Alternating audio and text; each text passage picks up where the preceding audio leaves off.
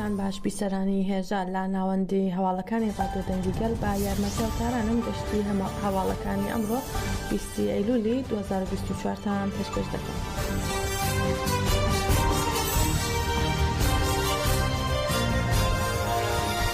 ڕۆزارین ئۆجەلان ئەندامی کۆمیتەی زیندانیانی پاشک سەبارەت بە هەڵمەتی ئازادی بۆ بەڕێز ئۆجەلان چارەسەری سیاسی بۆ کێشەی کورد کە ماوەی ساڵێکە بەردەوامە لە وەڵامی پرسیارەکانی ئاژانسی فورات دەڵێت هەڵمەتەکە با شێوەیەکی گشتگیر هەموو شوێنێکی گرتووەتەوە و هاوکات لەگەڵ داوای ئازادی فیزیکی گەل باوردی پێشوازیان لە پارەدایمی مۆدرنیتەی دیموکراتیکی ڕێبەراپە و بیرۆکەکانی کردووە و لە هەموو جیهاندا خاوەنداری لێکراوە.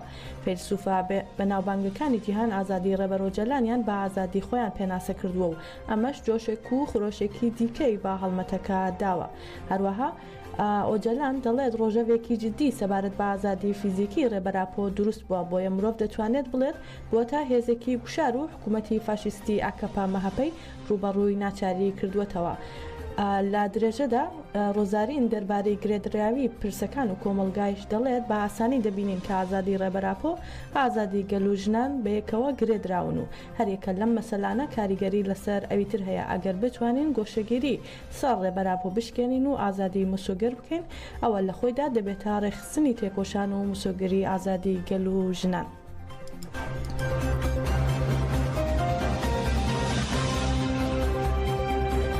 گەنجانی کوردستانی لە فەڕەنسا جەکە فەڕەنسا کە لە گۆڕەپانی فیوکسپۆرتی ناوەندی شاری مارسلیا بۆ سەرنج خستنە سەر سیستەمی گۆشەگیری ئەشکەنجە و قڕکردن لە ئیمراڵی و گرنگی ئازادی ڕێبەری گەلی کورد ستاندیان دانا.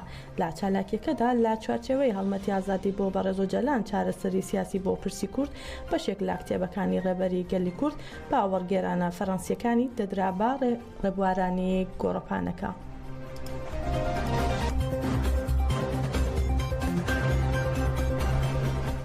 هەروەها لە بەیاننامەیەکدا جەدەکە فەڕەنسا ڕایگەیاند ئیدریس کاپلان پەنابەری کورد لە ماڵەکەی خۆی دەست بەسەر کراوە و گواستراوەتەوە بۆ گرتوخانە. جەدەکە فەڕەنسا ڕایگەیاندووە ئەم بڕیارە ڕاستەوخۆ سوکایەتیە با بنەما سەرەکیەکانی مافی مرۆڤ و مافی پەنابەری. جەدەکە فەڕەنسا بڕیاری دەست بەسەرکردن و دیپۆرکردنەوەی کاپلانی باتوندی ئیدانە کرد و داوای لە دەسەڵاتدارانی فەڕەنسا کردووە دەست بەجێ ئەم بڕیارە نامرۆڤانە هەڵبوەشێنەوە.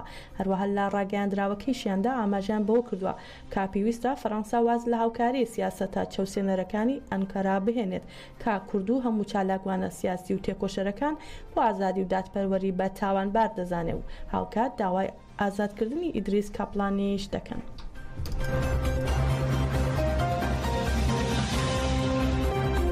ڕێپێوانی درێژمەودا بۆ ئازادی ڕێبەری گەلی کورد عەبدوڵڵا ئۆجەلان لە چوارەمین ڕۆژیدا لە شاری ئەسەند بەردەوام بوو.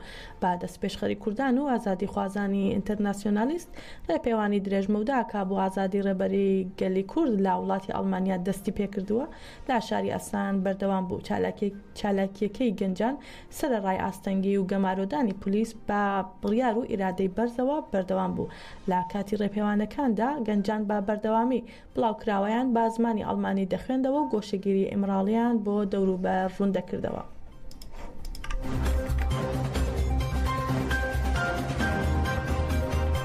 بزوتنەوەی ژنانی کوردی ئەڵمانیا یێژەکە ئەڵمانیا لە بەیاننامەیەکی نووسراودا ڕایانگەیاند فستیڤاڵی کولتوری کورد ئەمساڵ بۆ 32هەمین جار پیرۆز دەکەین. فستیڤاڵەکە با داخوازی سیاسی گەلی کوردەوە لە بەرامبەر سیاسەتە کۆمەڵکوژیەکان دەبێتە بەرخۆدانێک لە دژی سیاسەتەکانی کۆمەڵکوژی لەسەر کولتوری کوردی. هەروەها لە ڕاگەیاندراوێکدا یێژەکە ئەڵمانیا جەخ دەکاتەوە ڕێبەرایەتیمان بە تەنیا لا دژی دوژمن وەستایەوە. ئەمە شوای لا گەلی کورد کردووە کە لە هەموو کاتێک زیاتر متمانە بەخۆی بەهێزتر بێت و دەبێت بەم هەڵویستە خاوەنداری لا هەڵمەتی سەرۆکایەتی بکەین. هەروەها دەبێت خاوەنداری لا کولتوری کوردی و مێژووی کوردی بکەین.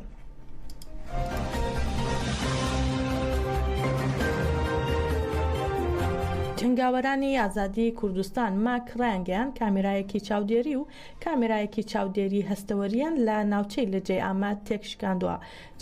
بە گوێرەی ڕاگەاندراوەکە جنگاوەرانی ماک لە گۆڕەپانەکە کامێرایەکی چاودێریان تێکشکاندووە کە پێی دەکوترێت بایەقش و با شێوەی شاراوە وێنەی دەوروبەری خۆی دەگرێت. هەر لە چالاکیەکەدا کامێرایەکی هەستەوەری تۆمارکەری جوڵەیان تێکشکاندووە. ئەم دوو ئامێرە لالایەن دەوڵەتەوە بۆ زانینی جوڵەی گەریلا بەکارهێنراوە. جنگاوەرانی ئازادی کوردستان ماک لە ڕاگەاندراوەکەیاندا ئاماژیان بەوەشداوە لە گۆڕەپانەکانی گەریلادا لە دژی ڕێخستنە سیخوڕیەکان و ئەم جۆرە تەکنیکانەی دەوڵەت بەردەوامی بە چالاکیەکانیان دەدەن.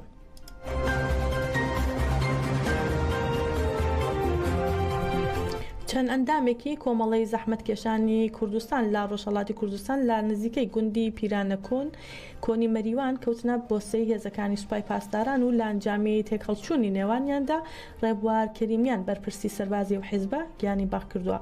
بە دوای ئەو تێکەڵچوونە لە ئەنجامی تۆپبارانکردنی ناوچەکە لایەن هێزەکانی سوپای پاسدارانەوە لە بەشێکی بەربڵاوی بەرزایە سنوورەکانی سوورێن لە نێوان مەریوان و هەرێمی کوردستاندا ئاگر کەوتوێتەوە بە هۆی ڕێگریکردنی هێزەکانی سوپال لە هەڵدانی چالاکانی ژینگە پارێز بۆ کۆنتڕۆڵکردنی ئاگرەکە تا ئێستاش دارستانی ناوچەکە لاگردا دەسووتێت. بە دوای تێکەڵچوونەکە شاری مەریوان و گوندەکانی نزیک لە ڕووداوەکە با قورسی میتالی ریزە کراوە و کەشێکی ئەمنی قورس باڵی بەسەر ناوچەکەدا کێشاوە. کۆمەڵی زەحمەتکێشانی کوردستانیش لە ڕاگەاندراوێکدا کوژرانی ڕێبوار کەریمیانی پشتڕاست کردوێتەوە و ڕاگەاندنەکانی سوپای پاسدارانیش هەندێک وێنەی تەرمی ئەم ئەندامەی کۆمەڵیان بڵاو کردوێتەوە.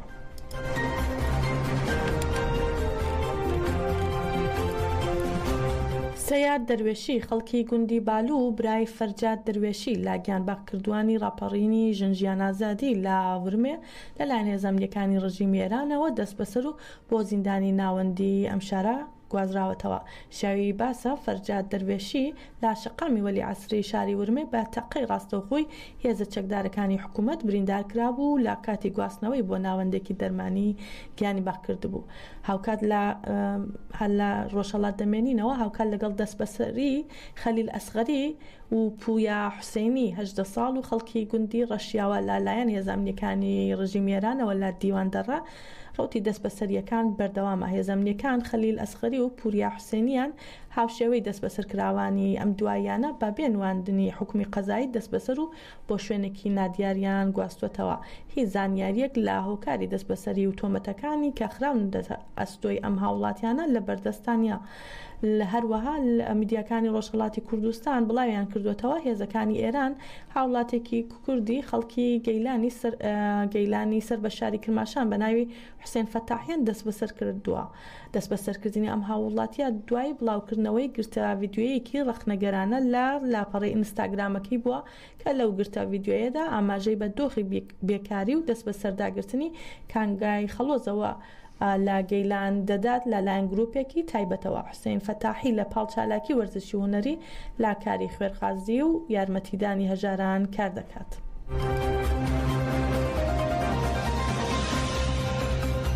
گوێرەی زانیاری سەرچاوە هەرێمیەکان دەوڵەتی داگیرکەری تورک ناوەندی گوندی گۆهرزی لە دامێنی چیایمەتینای سەر بە شارۆچکەی ئامێدی لە سنووری پارێزگای دوهۆک تۆباران کردووە. هەر با گوێرەی زانیاریەکان 4 گول لە تۆپ لە ناوەندی گوندی گۆهرزی کەوتۆتە خوارەوە و تا ئێستا لەبارەی زەرەر و زیانەکانی تۆپبارانەکانەوە زانیاریەک لە بەردەستان نییە.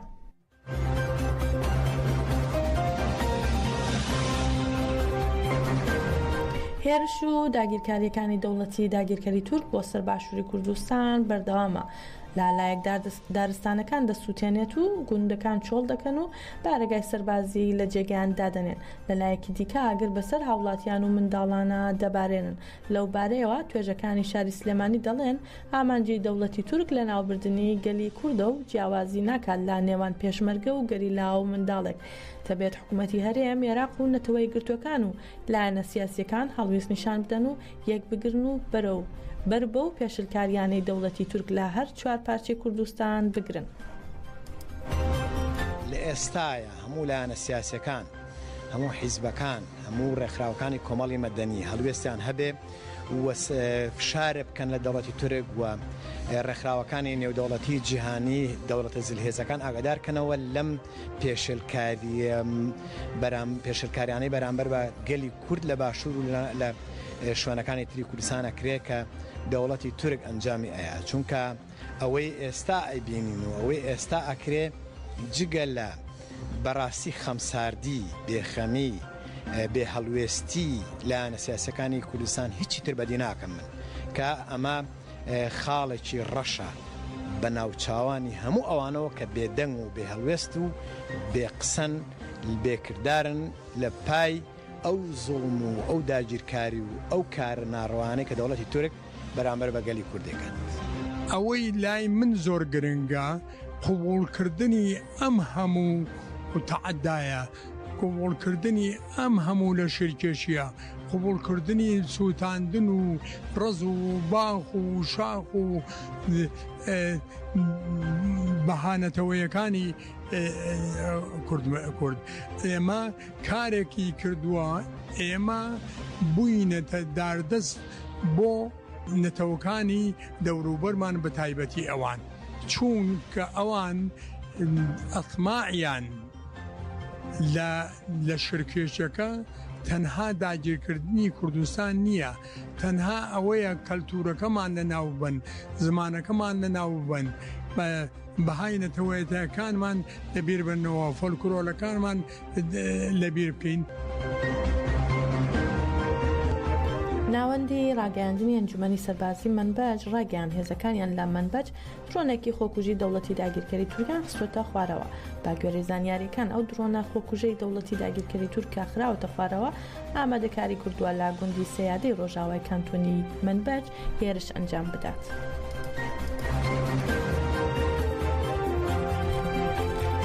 دەستپێشخەری سووریا بۆ ئازادی ڕێبەرۆجەلان کانتۆنی منبەج و کۆمەڵی ژنانی منبەج بۆ ئیدانەکردنی سیستمی قڕکەر و ئەشکەنجەی دەوڵەتی تورک لا دژی ڕێبەری گەلی کورد ڕێپێوانێکی جەماوەریان ئەنجامدا بە سەدان کەس لە هاوڵاتیانی شارەکە و دەوروبەر کا پێکات بوون لە ئەندامانی ڕێکخراوەکانی کۆمەڵگەی مەدەنی سەربازی و پارتە سیاسیەکان و هەروەها شێخ و گەورەی هۆزەکان و ئەندامانی ڕێکخراوەکانی کۆمەڵگەی مەدەنی کۆمین و ئەنجومەنەکان و شەڕوانانی برینداری شەر و کەس و کاری شەیدان بەشداریان لە ڕێپێوانەکەدا کرد. بەشداربووانی ڕێپێوانەکە ئاوێنەکانی ڕێبەری گەلی کورد و پانکارتی ئازادی جەستەی بۆ ڕێبەرۆجەلانیان بەرز کردەوە و بەردەوام دروشمی بێسەرۆژیان نابێ و بڕوخە فاشیزمی تورکیان دەوتەوە. لا چالەکێکەدا ئەندامی فدراسیۆنی بریندارانی شەڕ گیڤارا ئەلزان سیستەمی ئەشکەنجە و قڕکەری ئیمراڵی ئیدانە کردووتی تورکیا بەرەنگاری پرۆژە دیموکراتیەکان دەبێتەوە بە تایبەتی ڕێگری لە پرۆژەی نەتەوەی دیموکراتیک لە لایەن ڕێبەر ئۆجەلانەوە پێشکەشکراوە دەکات. هەروەها سەنا ڕەجەب ئەندامی دەستپێشخەری سووریا بۆ ئازادی ڕێبەر ئۆجەلان ڕاگەیان ئەوان شوێنکەوتووی فەلسەفەی ڕێبەر ئۆجەلان وتی تا بەدیهێنانی ئازادی فیزیکی ڕێبەر ئۆجەلان و ئازادی هەموو گەلانی جیهان درێژە بە ڕێگای تێکۆشان و شۆڕش دەدەن.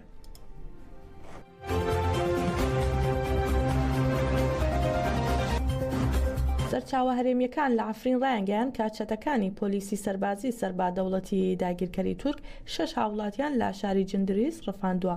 باگوێرەی سەرچاوەکان چەتەکان ڕفێنراوەکانیان بردووەتە بەندیخانەی مارات لە عەفرین و بۆ هەریەکان داوای بڕی 2000 دۆلاریان لە کەسوکارەکانیان کردووە. ڕێکخراوی مافەکانی مرۆڤی عەفرین ڕایگەیاندووە کە چەتەکان هەفتەیەک لەمەوبەر هاوڵاتێکی دیکەیان لە گەڕەکی ئەشرەفی عەفرین ڕفاندووە و تا ئێستا شوێنەکەیشی نادیارە. هەروەها مانگێک لەمەوبەر چەتەکان هاوڵاتێکی دانیشتووی گوندی جەلای شاری ڕیجۆل لە گەڕەکی ئەشرەفیان لە عەفرین ڕفاندووە. هەروەها چەتەکان مستەفا شەعبان و خەلیل شێخ سەیدیشان لە گوندی بادینای سەربە ماتا لە عەفرین ڕفاندووە.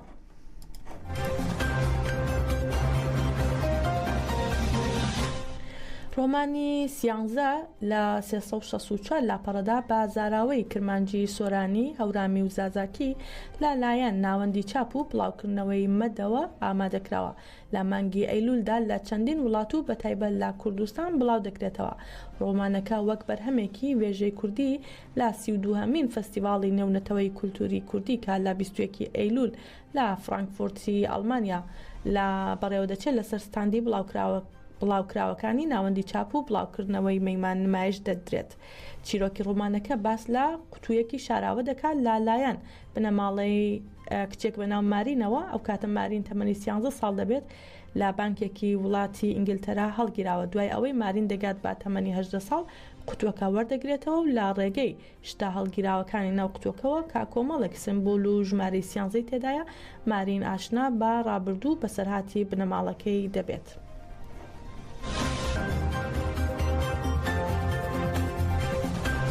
بەڕێزان هەواڵەکانمان پێشکەشکردن هەر شاد بن.